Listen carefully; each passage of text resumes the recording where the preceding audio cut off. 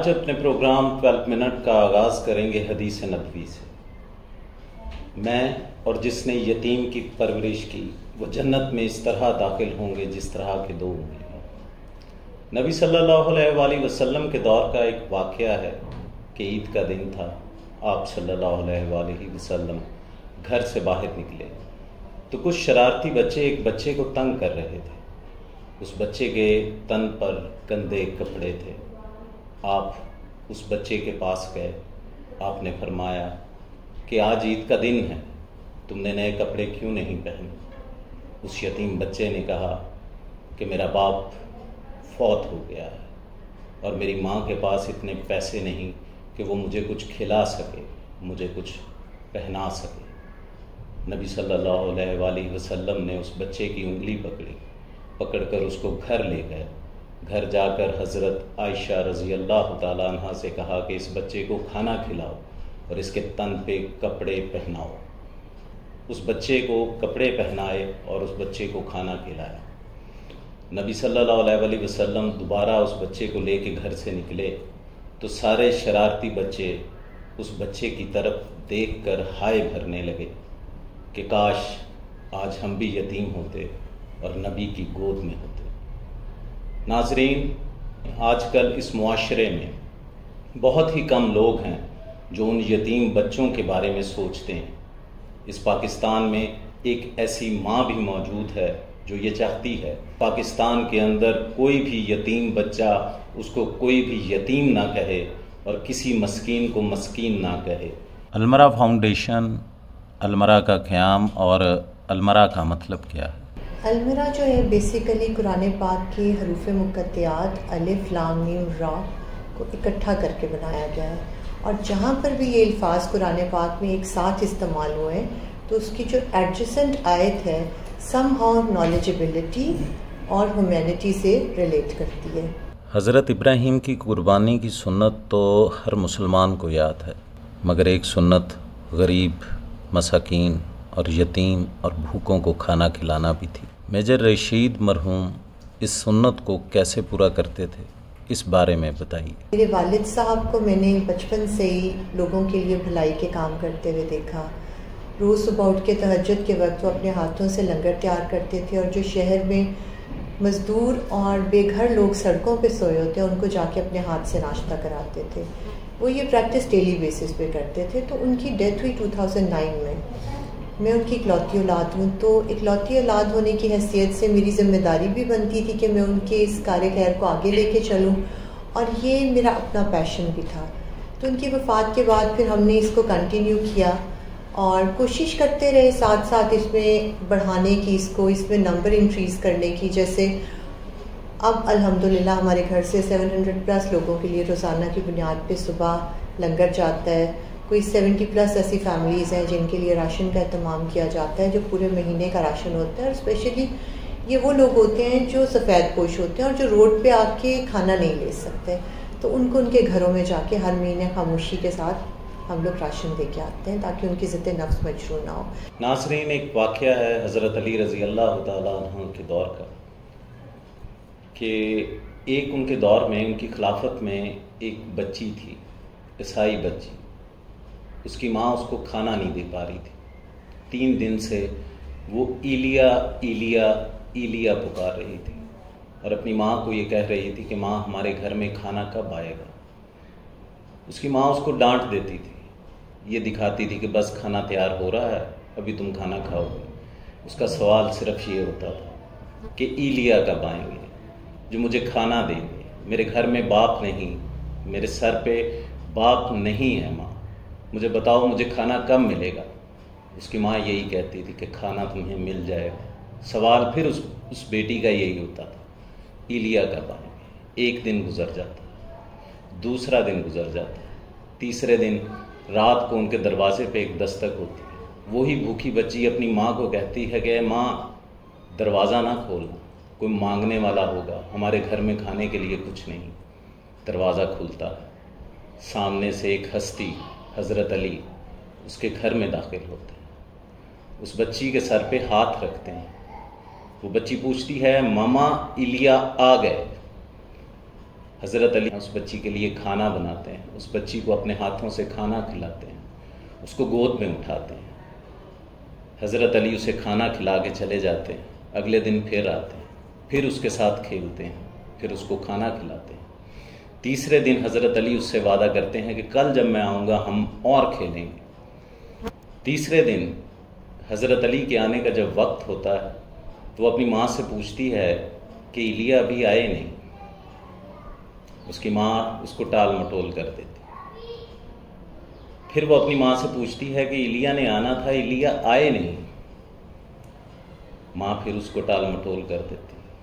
تیسری دفعہ جب وہ بچی پوچھتی ہے کہ ایلیا نے کب آنا ہے، اس کی ماں کہتی ہے ان کے سر پہ تلوار کا وار ہوا ہے اور حکیموں نے یہ کہا ہے کہ ان کے لیے دودھ لے کے جایا جائے۔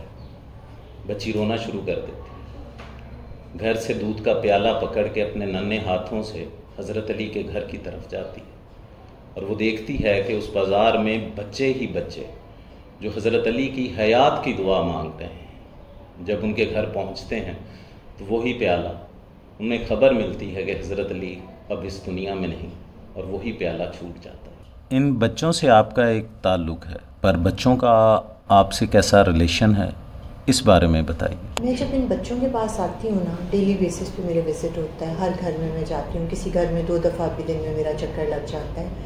تو جب میں آتی ہوں اور وہ ہر دفعہ بچے جب مجھے اس پیار سے ملتے ہیں اور اس طرح سے آ کے حق کرتے ہیں، لگتا ہے جیسے پتہ نہیں کتنے سال بعد یہ اپنی بچھڑی ہوئی ماں سے مل رہے ہیں۔ تو وہ جو ایک احساس ہے نا، وہ انتہائی خوبصورت احساس ہوتا ہے۔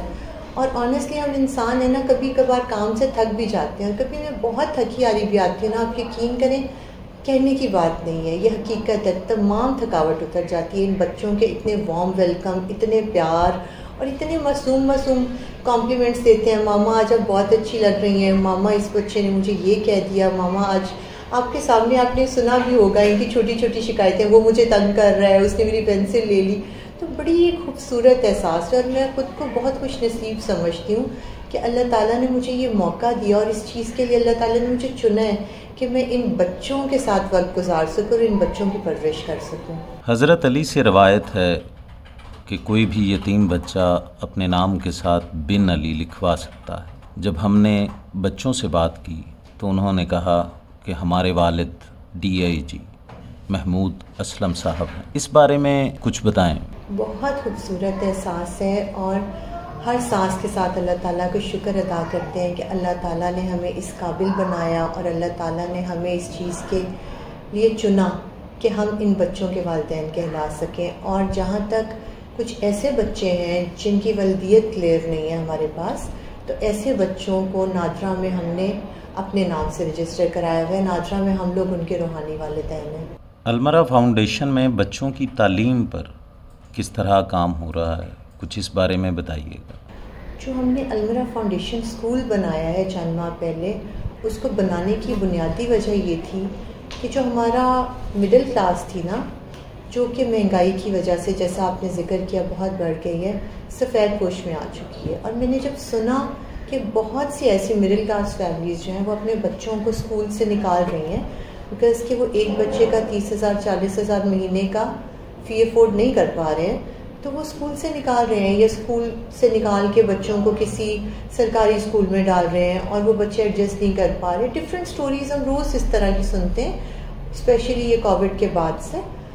تو بہت تکلیف ہوتی تھی مجھے یہ سن کے، اور میں یہی سوچتی تھی کہ اگر مجھے ایسا کرنا پڑتا تو مجھے کیا محسوس ہوتا، جبکہ ہر والدین یہ چاہتا ہے کہ اس کے بچے کو، جو تھوڑا بہت بھی شعور رکھتے ہیں والدین، وہ یہی چاہتے ہیں کہ ان کے بچوں کو اچھی اسٹینڈرڈ اور کوالٹی ایجوکیشن دی جائے۔ تو اس کے لیے پھر ہم نے المرا فاؤنڈیشن نے اسکول بنایا، المرا گرامر اسکول، اور اس کا اسٹینڈرڈ کسی بھی اچھے گرامر اسکول جو لاہور کے ہیں اس کے برابر کا رکھا ہے۔ لائک ہم نے فی رکھی ہے بہت نامنل سی 4,000، تاکہ عام بندہ اس کو افورڈ کر سکے اور اس کی عزت نفس بھی مجروح نہ ہو۔ آپ کو پتہ ہے نا، ہمارا جو سفید پوش طبقہ ہے اس کی ایگو بہت ہائی ہوتی ہے، تو اس چیز سے ہٹانے کے لیے۔ اور پھر دوسرا یہ کہ ہم نے وہاں پہ یہ بہت کلیئرلی کہا ہوا ہے، جو 4,000 نہیں دے سکتا نا، وہ آ کے سمپلی کہہ دے وہ 1,000 دے سکتا ہے، وہ دے دے۔ کوئی نہیں دے سکتا تو وہ بھی خاموشی سے بتا دے کہ میں نہیں افورڈ کر سکتا، لیکن میں پڑھانا چاہ رہا ہوں۔ تو ہم اس بچے کو بالکل پڑھاتے ہیں، اس کا ایڈمیشن بھی دیتے ہیں. اور دوسرا یہ ہوتا ہے کہ کسی کو پتہ نہیں ہوتا وہاں پہ سوائے کوآرڈینیٹر کے یا میرے کہ کون سا بچہ فری آف کاسٹ پڑھ رہا ہے، کون سا بچہ بہت تھوڑی فی دے رہا ہے، کون فل فی پہ پڑھ رہا ہے، تاکہ جو اسٹاف ہے ان کا رویہ فرق نہ ہو دونوں طرح کے بچوں کے ساتھ. المرا فاؤنڈیشن محفوظ ہاتھوں میں ہے. اگر کوئی آپ کا آڈٹ کرنا چاہے تو اس بارے میں کیا کہیں گے؟ جی بالکل، ہم لوگ تو جب سے رجسٹر ہوئے ہیں ڈے 1 سے ہم یہی بات کر رہے ہیں کہ کوئی بھی عام انسان چاہے وہ ہمیں ڈونیٹ کر رہا ہے چاہے وہ ڈونیٹ نہیں کر رہا، وہ آئے اور آ کے ہمیں آڈٹ کر سکتا ہے، کیونکہ ہمارا سسٹم بہت ٹرانسپیرنٹ ہے. اور مجھے نہیں پتا کہ باقی فاؤنڈیشنز کا کیا سسٹم ہے، عام انسان کو یہ اجازت ہے کہ وہ ان کے جا کے اکاؤنٹس دیکھ سکتا ہے یا نہیں، لیکن ہم لوگ پہلے دن سے یہی بات کہہ رہے ہیں کہ کوئی بھی آئے آ کے ہمارے اکاؤنٹس کو آرام سے دیکھ سکتا ہے، آڈٹ کر سکتا ہے کہ ہم کیا کر رہے ہیں. جیسے سے کسی نے ہمیں 2000 روپیہ دیا ہے 2 سال پہلے، تو وہ آ کے پوچھ سکتا ہے کہ آپ نے یہ 2000 روپے کہاں اسپینڈ کیے، کس پرپز کے لیے اسپینڈ کیے، یا کسی طرح سے بھی ہمیں آ کے سوال کیا جا سکتا ہے. اپنے دیکھنے والے ناظرین جو پاکستان میں ہیں اور پاکستان سے باہر جو ناظرین بھی ہیں، ان سے میں اپیل کرتا ہوں، please help them and donate for المرا فاؤنڈیشن. سلام ہم گیا التماس بو بولا لر گیا یاردم بیرنگ واؤشلو المرا فون دے گا ہائر احسان کالنگ. من گیا ہوت رنگ گیا تولا کھچا کھیرک اکی کھوپرا کنگ اچھرا شوئے کرک اندا زکدا بولسم یلگس سلمن بہشکا خرچ نارسا من گیا فقط سز کرک. ناظرین، المرا فاؤنڈیشن کی آنر صوفیہ بڑائی صاحبہ جن سے بھی گفتگو ہو رہی تھی، میرا یہ ماننا ہے کہ پاکستان کے اندر یہ واحد تنظیم ہے جو بے لوث ہو کر ان بچوں کے سروں پر شفقت کا ہاتھ رکھ رہی ہے کہ شاید اگر یہ لوگ نہ ہوتے تو وہ بچے کہیں مزدوری کر رہے ہوتے، وہ مار کھا رہے ہوتے. ہم اکثر اپنے معاشرے میں دیکھی اندیکھی کر دیتے ہیں. جو بچے کسی ورک شاپ پہ کام کر رہے ہیں، جن کے پاس نہ والد ہے نہ والدہ ہے، وہ لوگ کس طرح بچے کام کرتے ہوں گے، وہ جب گھر کو جاتے ہوں گے، جب باپ کو نہیں دیکھتے ہوں گے تو ان کی فیلنگ کیا ہوتی ہوگی. وہ بچے جن کے پاس ماں نہیں ہے، وہ ماں کس کو کہتے ہوں گے. یہ صوفیہ بڑائی صاحبہ ہیں جو یہ چاہتی ہیں کہ یہ پاکستان کے تمام بچے، وہ تمام بچے جن کے سر پہ نہ باپ ہو نہ ماں ہو، ان کی یہ پرورش کریں اور وہ بڑے ہو کر اچھا مستقبل سنوار سکیں.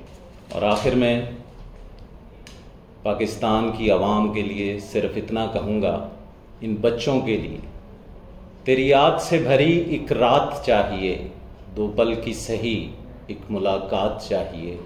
اب دور رہا تو مر جاؤں گا اکیلا، اور کچھ نہیں، بس تیرا ساتھ چاہیے.